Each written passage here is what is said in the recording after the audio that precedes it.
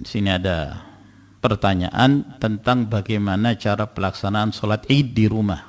Ma'asyiral muslimin wal muslimat rahimakumullah, sebagaimana yang kita ketahui, kondisi yang menimpa kaum muslimin di hampir seluruh negeri dari menyebarnya wabah corona yang mengharuskan kaum muslimin untuk melakukan al-hajr as-sihhi dengan berbeda-bedanya kondisi antara wabah yang banyak menyebabkan seorang terinfeksi, manusia terinfeksi, dan bahkan banyak yang telah meninggal akibat terinfeksinya wabah corona tersebut, dan sebagiannya masih ringan. Semoga Allah Subhanahu wa taala segera mengangkat wabah ini dari negeri-negeri kaum muslimin, sehingga banyak hal-hal yang mungkin sebelumnya kita tidak melakukannya, akhirnya kita pun melakukannya. Dan di antara hikmahnya, kita banyak mengetahui hukum-hukum, permasalahan-permasalahan di dalam syariat ini yang mungkin sebelumnya kita tidak mengetahuinya.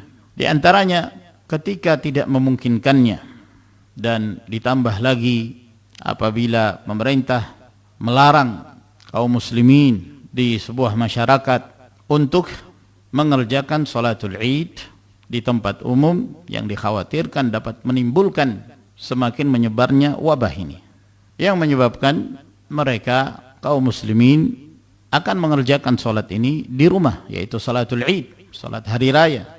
Maka saya ingin menyebutkan beberapa hukum ringkas sebagai petunjuk bagi kaum muslimin yang hendak mengerjakan sholatul Id di rumah. Yang pertama dari sisi waktu, bahwa pelaksanaan sholatul Id dikerjakan pada hari pertama di bulan Syawal.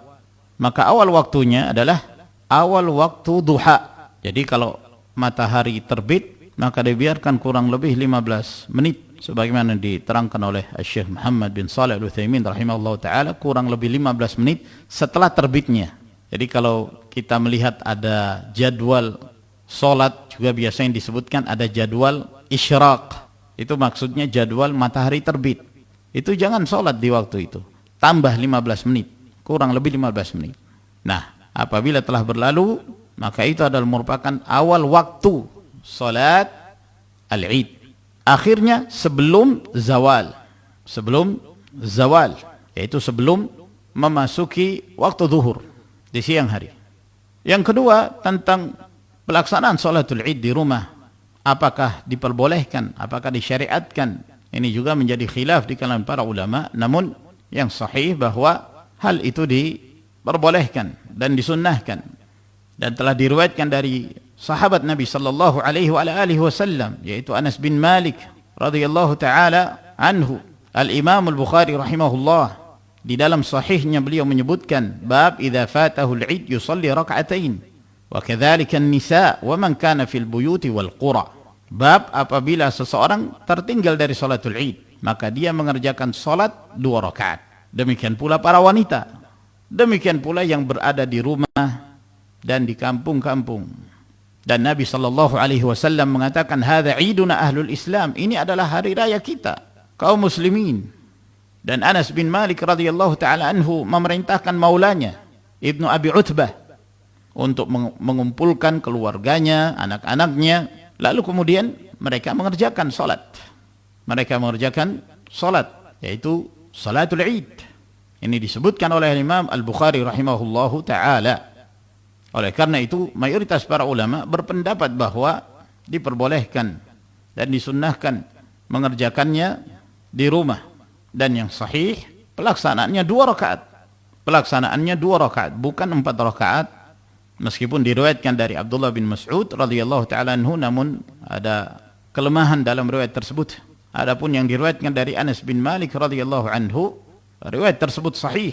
Diriwayatkan dengan sanadnya oleh Abu Bakar bin Abi Syaibah dalam kitabnya Al-Musannaf, sehingga dilaksanakan salat itu 2 rakaat, baik secara berjamaah atau misalnya ada yang sendiri, dia kerjakan sendirian di rumahnya.